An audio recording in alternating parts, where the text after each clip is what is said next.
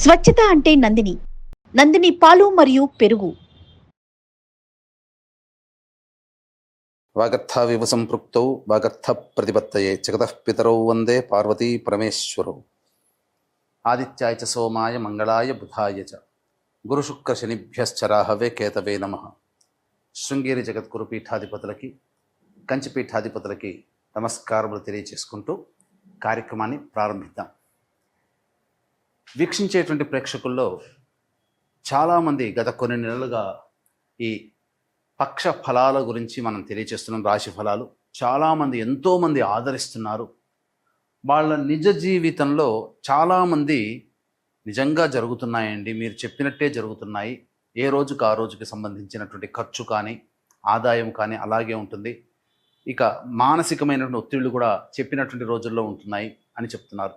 కానీ కొంతమంది మాకు ఇవేవి జరగట్లేవు ఎందుకని అని చెప్పి అడుగుతున్నారు. అయితే ఇక్కడ క్లారిటీ మీకు ఒకటి తెలియచేస్తాను. ముఖ్యంగా పేరును బట్టి కాకుండా జన్మ నక్షత్రము ఉండి జన్మ రాశి గనక ఉన్నటువంటి వాళ్ళు ఖచ్చితంగా ఆ రాశే చూసుకోవాలి. అది ఒకటి పాయింట్ గుర్తుపెట్టుకోవాలి. ఇక రెండో పాయింట్, చాలామంది ఈ జొడాయిక్ సైన్ సన్ ప్రకారం కనుక రవి ప్రకారం సూచించబడినటువంటిది. అంటే ఏంటి, జూలై 23 నుంచి ఆగస్టు 23 వరకు సింహరాశికి సంబంధించినటువంటి వాళ్ళు. ఈ జూలై 23 నుంచి ఆగస్టు 23 మధ్యలో పుట్టిన వాళ్ళు సింహరాశి చూసుకుంటున్నారు. అది తప్పు. మీరు పుట్టిన డేటు, టైము, ప్లేస్ను బట్టి మీకంటూ ఒక నక్షత్రము, ఒక రాశి ఉంటుంది. ఆ రాశి మాత్రమే చూసుకోవాలి. అయితే కొంతమంది మరి మాకు నక్షత్రాలు రాశులు లేవండి, మరి ఏంటి అన్నప్పుడు నామ నక్షత్రాన్ని బట్టి చూసుకోవాలి. అయితే ఇక్కడ కూడా చాలామంది పొరబడుతున్నటువంటి విషయం ఏంటంటే, ఉదాహరణకి లక్ష్మి అనే అమ్మాయి ఉంది. ఆ అమ్మాయి చూచే చోళ కాబట్టి లక్ష్మి అని అంటే అశ్విని నక్షత్రంగా భావించుకొని మేషరాశిగా భావించుకొని మేషరాశి ఫలాలు చూస్తున్నారు. కానీ ఆ లక్ష్మి అనే అమ్మాయికి తెలుసు తాను కన్యారాశిలో పుట్టాను అని చెప్పి. కన్యారాశి చూడకుండా నామనక్షత్రమైనటువంటి అశ్విని నక్షత్రం సూచించే లక్ష్మి అనే పేరుని సూచించే మేషరాశిని చూసుకోవడం వల్ల ఆ అమ్మాయికి ఫలితాలు తారుమారవుతాయి. కాబట్టి ఏతా వాత చెప్పొచ్చేది ఏమిటంటే, కంక్లూజన్ ఒకే మాటలో చెప్పాలంటే, మీకు జన్మ నక్షత్రము ప్రకారము జన్మ రాశి ఉంటుంది. ఆ రాశిని బట్టే చూడాలి తప్ప సన్ జొడాయిక్ సైన్ అనగా ఈ మంత్లో పుట్టిన వాళ్ళు ఈ రాశి అని చెప్పుకుంటారు కదా, అది తప్పు. అది ఫాలో కాకూడదు. అలాగే మీకు జన్మ నక్షత్రము జన్మ రాశి తెలియకపోతేనే అప్పుడు నామ నక్షత్రాన్ని బట్టి చూసుకోవాలి. ఇది క్లారిటీగా అందరూ గమనించగల ప్రార్థన. అప్పుడే ఇప్పుడు నేను చెప్పబోయే ప్రతి పక్ష ఫలాలు చెప్పబోయే ఫలితాలు మీకు దాదాపుగా 90% మీకు సూట్ అవుతాయని చెప్పవచ్చు. ఇక గమనించుకున్నట్లయితే 12 రాశులకి సంబంధించినటువంటి ఫలితాలు మనం తెలుసుకునే ముందు ఈ యొక్క జూన్ 1వ తారీఖు నుంచి 15వ తారీఖు వరకు గ్రహ సంచారం ఏ విధంగా ఉందో తెలుసుకుందాం. యాజ్ యూజువల్గా శని మీనరాశిలో, రాహు కుంభరాశిలో, కేతు సింహరాశిలో, అలాగే శుక్రుడు మేషరాశిలో మరియు వృషభ రాశిలో రవి సంచారము, 6వ తారీఖు వరకు బుధుడు వృషభ రాశిలో, 7వ తారీఖు నుంచి బుధుడు మిథున రాశిలో, అలాగే గురువు మిథున రాశిలో, కుజుడు 6వ తారీఖు వరకు కర్కాటక రాశిలో, తదనంతరం 7వ తారీఖు నుంచి కుజుడు సింహరాశిలో మరియు కేతు కూడా సింహరాశిలోనే సంచారం చేస్తున్నాడు. కాబట్టి దీన్ని బట్టి ఫలితాలు ఆయా రాశుల వారికి ఏ విధంగా ఉండబోతుందో మనం తెలుసుకునే ప్రయత్నం చేద్దాం. ద్వాదశ రాశులలో భాగంగా 6వదైనటువంటి కన్యా రాశిలో జన్మించినటువంటి వారికి జూన్ 1వ తారీఖు నుంచి 15వ తారీఖు వరకు ఏ విధంగా ఉండబోతుందో తెలుసుకునే ప్రయత్నం చేద్దాం. రాశి నుంచి 6వ తారీఖు వరకు లాభస్థానంలో కుజగ్రహ సంచార ప్రభావం వలన ముఖ్యంగా అనారోగ్య సమస్యలతో ఎవరైతే బాధపడుతుంటారో వారు అనారోగ్యం నుంచి విముక్తి అవుతారు. ఇప్పటి వరకు మీకు బద్ధశత్రువులు మీకు తెలియకుండా ఎవరైతే ఉంటారో వాళ్ళు ఎవరో మీకు తెలిసిపోతుంది. తద్వారా మీరు వాళ్ళకి టిట్ ఫర్ టాట్గా ఉండే అవకాశాలు ఎక్కువగా ఉంటాయి. అన్నిటికంటే మించి రావాల్సినటువంటి రాని బాకీలు 6వ తారీఖు లోపల మీరు వసూలు చేసుకుంటారు. అన్ని విధాలుగా మంచి జరుగుతుంది. మీకు తెలియని ఎన్నో విషయాలు 6వ తారీఖు లోపల మీరు తెలుసుకోగలుగుతారు. 7వ తారీఖు నుంచి మాత్రం కుజుడు కేతు యొక్క స్థితి మీకు 12వ రాశి నుంచి 12వ స్థానంలో ఉన్నటువంటి కారణం చేత అనవసరమైనటువంటి ప్రయాణాలు, వృధా ఖర్చులు, అలాగే కాలయాపన జరుగుతుంది. ఇక 10వ స్థానంలో బుధుని యొక్క సంచారము 7వ తారీఖు నుంచి ఉన్నటువంటి కారణం చేత, 7వ తారీఖు నుంచి మరియు గురువు కూడా అనుకూలంగా ఉన్నటువంటి కారణం చేత 7వ తారీఖు నుంచి మీరు చేస్తున్నటువంటి వృత్తి ఉద్యోగ వ్యాపారాల్లో అనూహ్యమైనటువంటి ప్రగతిని మీరు పొందుతారు. ఇప్పటి వరకు ఇబ్బందిగా ఉన్నటువంటిదంతా కూడా మీకు 7వ తారీఖు నుంచి మార్గాలు సుగమం అవుతాయని చెప్పవచ్చు. కాకపోతే 6వ తారీఖు వరకు కాస్త డబ్బుల విషయంలో జాగ్రత్తలు పాటించాలి. విదేశీ యానము, విదేశీ విద్యకు సంబంధించి చేయ ప్రయత్నాలు చాలా మటుకు బెడిసి కొడతాయి. కాబట్టి జాగ్రత్తలు పాటించండి.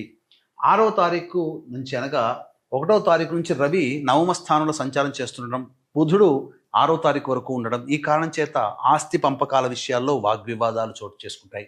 అలాగే కోర్టు ఇతరత్రా సమస్యలు ఏవైతే ఉంటాయో అవి మీకు సంప్రదింపుల వరకు వస్తాయని చెప్పవచ్చు. ఇక 8వ స్థానంలో శుక్రగ్రహ సంచారం ఉండడం, ఇది చక్కగా ఈ శుక్రుడు మేషరాశిలో సంచారం చేస్తున్నటువంటి కారణం చేత మంచి యోగ స్థితికి చేరుకుంటారు. ముఖ్యంగా కుటుంబపరమైనటువంటి సమస్యలు ఏవైతే ఉంటాయో అవన్నీ తీర్చుకోగలుగుతారు. రావలసినటువంటి రాణి బాకీలు శుక్రగ్రహ ప్రభావం వలన మీరు పొందుతారు. స్త్రీ సౌఖ్యము చక్కగా ఉంటుంది. కోల్పోయినటువంటి బంధుత్వాలు, మిత్రుత్వాలు మళ్ళీ తిరిగి సంపాదించుకుంటారు. 7వ శని ప్రభావము యోగదాయకంగానే ఉంటుంది. పెద్ద ఇబ్బందులు అనేటువంటివి ఏమీ ఉండవు. కాకపోతే ప్రతి పని యందు మీకు అనాసక్తి ఉంటుందని చెప్పవచ్చు. రాహువు మీకు మంచి యోగ స్థానంలోనే ఉన్నాడు కాబట్టి శత్రువులపై మీదే విజయం. పోటీ పరీక్షల్లో ఉన్నటువంటి విద్యార్థులకి ఇది విజయాన్ని చేకూరుస్తుంది. ఊహించిన దానికంటే మంచి ర్యాంకులో మీరు మంచిగా పొజిషన్ని సంపాదించుకుంటారని చెప్పవచ్చు. ఏదైనప్పటికీ కూడాను మిశ్రమమైనటువంటి ఫలితాలు ఈ యొక్క కన్యా రాశిలో జన్మించినటువంటి వారు పొందుతారని చెప్పవచ్చు. ఇక కన్యా రాశిలో జన్మించినటువంటి మహిళలు ప్రధానంగా 1వ తారీఖు నుంచి 15వ తారీఖు వరకు మీ వాక్కుకి తిరుగంటూ ఉండదు. ఇంతకుముందు మిమ్మల్ని అవమానించిన వాళ్ళే మళ్ళీ మీకు పెద్దపీట వేసి మిమ్మల్ని గౌరవిస్తారు, మీ మాటకి విలువ ఇస్తారు. కాకపోతే డబ్బులు బాగా ఖర్చు పెడతారు. డాబు కోసం కావచ్చు, హోదాని పెంచుకోవడం కోసం కావచ్చు, ఎదుటివారిలో చాలా రిచ్గా కనబడాలనే సదుద్దేశంతో మీరు ఊహించిన దానికన్నా ఎక్కువగా ఖర్చులు పెట్టేస్తారు. అనవసరంగా ఎదుటి వాళ్ళకి డబ్బులు అప్పుగాను ఇస్తుంటారు. కాబట్టి జాగ్రత్తలు పాటించండి.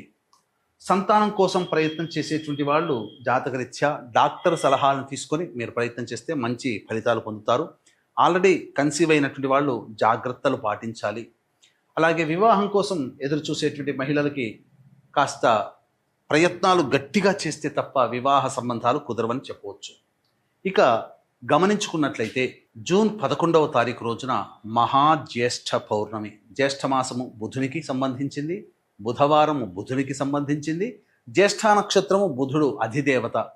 కాబట్టి ప్రధానంగా ఈ మహాజ్యేష్ఠ పౌర్ణమి రోజున ఏ దేవత అనుగ్రహం కోసం మనం పాటుపడతామో ఆ దేవత అతి శీఘ్రంగా ఫలితాన్ని ఇస్తుంది. అయితే మానవ మాత్రులైనట్టు మనకి నవగ్రహాలు అనుకూలించాలి. కాబట్టి ఈ నవగ్రహాల యొక్క సంపూర్ణ అనుగ్రహం అతి శీఘ్రంగా కలగడం కోసం, ఎందుకంటే నవగ్రహాలతోనే మన జీవితం ముడిపడి ఉంది. మంచి చెడు మనకేది జరగాలన్నా నవగ్రహాలే. కావున ఇట్టి నవగ్రహాల యొక్క అనుగ్రహం కోసం సంపూర్ణ నవగ్రహ శాంతి మరియు జాతకరీత్యా కలుగు విద్య, వివాహ, ఉద్యోగ, దాంపత్య, అనారోగ్య సమస్యల నివారణకి సర్వదోష నివారణ పూజలు, హోమాలు జరిపించి కరుంగలి మాలని మీకు శక్తిపాతం చేసి ఇవ్వడం జరుగుతుంది. అవకాశం ఉన్న వాళ్ళు ఈ 11వ తారీఖు రోజున ఉదయం 9 గంటలకి ప్రారంభమవుతుంది కాబట్టి ఉదయం 8 గంటల లోపల మీ గోత్రనామాదులు నమోదు చేసుకోవచ్చు. ఇంకా వీలైతే ఇంకా ముందుగానే నమోదు చేసుకునే ప్రయత్నం చేయండి. ఇక దైనందిన కార్యక్రమంలో 1వ తారీఖు రోజున మీరు అన్ని రంగాలలో ఉన్నటువంటి వాళ్ళకి అద్భుతమైనటువంటి ఆదాయము చేకూరుతుంది. సంతోషంగా జీవితాన్ని గడుపుతారు. విందులు వినోదాల్లో పాల్గొంటారని చెప్పవచ్చు. ఇక 2, 3, 4 తేదీల్లో ప్రశాంతత లోపిస్తుంది. ఒక జిగ్జాగ్ వ్యవస్థ లాగా ఉంటుంది. ఏ పని చేయాలన్నా ఆసక్తి ఉండదు. ఖర్చులు అధికంగా ఉంటాయి. సరిగ్గా నిద్ర పట్టకపోవడము, అలాగే సమయానికి భోజనం చేయలేకపోవడం అనేటువంటి ఇబ్బందులు ఉంటాయి. 5, 6 తారీఖుల్లో పెండింగ్లో ఉన్నటువంటి పనులని పూర్తి చేసుకుంటారు. మరీ ముఖ్యంగా జాతకరీత్యా ఈ సంబంధించినటువంటి రావాల్సినటువంటి రాణి బాకీలు వసూలు అవ్వడం ఆనందకరంగా ఉంటుంది. అలాగే పాత మిత్రులను కలుసుకుంటారు. విందులు వినోదాల్లో పాల్గొంటారని చెప్పవచ్చు. 7, 8, 9 తేదీల్లో కనుక చూసుకుంటే కుటుంబ సభ్యులతో వాగ్వివాదాలు పెరుగుతాయి. అలాగే ఇతరులతో శత్రుత్వ భావనలు పెరుగుతాయి. ధనము అధికంగా ఖర్చు అవుతుంది. మరియు ఊహించని విధంగా మీరు డబ్బులు అప్పులు ఇవ్వాల్సినటువంటి పరిస్థితి వస్తుంది. కాబట్టి జాగ్రత్తలు పాటించండి. ఇక 10, 11 తేదీల్లో కనుక చూసుకుంటే నిరుద్యోగస్తులకి ఉద్యోగం లభించే అవకాశం ఉంటుంది. వ్యాపారము అభివృద్ధి, అలాగే పెట్టుబడులకి ఆస్కారం ఉంటుంది. లోన్లు శాంక్షన్ అవుతాయి. అన్ని విధాలుగా ఆనందదాయకంగా ఉంటుంది. సోదర సోదరీమణులు మిత్రులతో ఆనందకరంగా జీవిస్తారు. చక్కగా మీరు ఇతరుల సహాయ సహకారాలతో మీ పనులని పూర్తి చేసుకుంటారు. ఖర్చుకు మించిన ఆదాయం లభిస్తుందని చెప్పవచ్చు. 12, 13, 14, 15 తేదీల్లో కనుక చూసుకున్నట్లయితే వాహనాన్ని నడిపేటప్పుడు జాగ్రత్తలు పాటించాలి. తల్లిగారి ఆరోగ్యం పట్ల శ్రద్ధ వహించాలి. అనవసరమైనటువంటి గృహోపకరణాల ఖర్చులకు అధికంగా వెచ్చిస్తారు. మరియు వాహన మరమ్మతులు జరుగుతాయి. అలాగే మీ ఆరోగ్యం పట్ల కూడా శ్రద్ధ వహించాలి. ఏ తర్వాత చెప్పొచ్చేది ఏమిటంటే మనకు ప్రధానంగా 2, 3, 4, 12, 13, 14 తేదీల్లో ఖర్చులు అధికంగా ఉంటాయని చెప్పవచ్చు. ఇప్పుడు ఇవి చెప్పినటువంటివన్నీ కూడాను మన రోజువారీ కార్యక్రమాల్లో జరిగేటువంటి మంచి చెడు, ఖర్చు, ఆదాయం. ఇప్పుడు చెప్పినటువంటి వాటికంటే ఇంకా వివిధంగా మీరు మీ యొక్క జీవితాన్ని తెలుసుకోవాలి అని అంటే ఏం జరగబోతుంది భవిష్యత్తులో అనంటే మీ యొక్క జన్మ జాతకంలో నడుస్తున్నటువంటి గ్రహ దశాంతర దశల ప్రభావం మనం చూసుకోవాలి. కావున దగ్గరలోని మంచి ఉపాసనా పరులైనటువంటి జ్యోతిషుని సంప్రదించి వారి సలహాలు సూచనలు కనుక పాటించినట్లయితే మరింత మెరుగైనటువంటి జీవితాన్ని పొందడానికి ఆస్కారం ఉంటుందని చెప్పొచ్చు. అలాగే మహాజ్యేష్ఠ పౌర్ణమి రోజున ఏ దేవతానుగ్రహం కోసం మనం పాటుపడతామో ఆ దేవతానుగ్రహం కలుగుతుంది. నవగ్రహాల్ని ప్రసన్నం చేసుకునే నవగ్రహ శాంతి మరియు సర్వదోష నివారణ పూజల హోమాలు జరిపించి మీకు కరుంగలి మాలని అందివ్వడం జరుగుతుంది. అవకాశం ఉన్న వాళ్ళు కార్యక్రమ తదనంతరం కాంటాక్ట్ చేసి పూర్తి వివరాలు తెలుసుకోవచ్చు. సర్వం శ్రీ ఉమామహేశ్వర పరబ్రహ్మార్పణమస్తు.